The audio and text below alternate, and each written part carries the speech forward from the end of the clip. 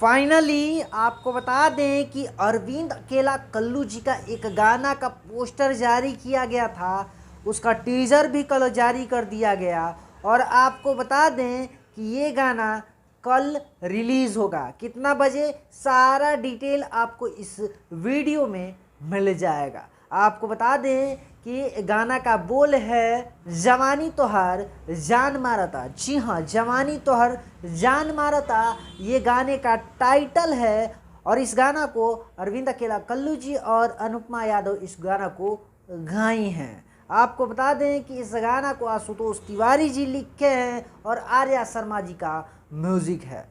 विभांशु तिवारी जी के डायरेक्शन में बना है वीडियो, और वीडियो में अरविंद अकेला कल्लू जी के साथ क्वीन शालिनी नजर आएंगी। आपको बता दें कि भोजपुरी की टी सीरीज कंपनी से ये गाना रिलीज किया जाएगा कल सुबह में 11 बजे। तो जितने भी अरविंद अकेला कल्लू जी के फैन हैं, वीडियो को ज़्यादा से ज़्यादा शेयर कर दीजिए, और कल जब गाना आएगा तो ज़्यादा से ज़्यादा प्यार आशीर्वाद अपना ज़रूर दीजिएगा। ये एक अपडेट था, सोचिए आप लोग के साथ साझा करते हैं। ये जानकारी आपको कैसा लगा कमेंट बॉक्स में कमेंट करके ज़रूर बताइएगा। मिलते हैं अगले वीडियो में, तब तक के लिए दीजिए इजाज़त। नमस्कार।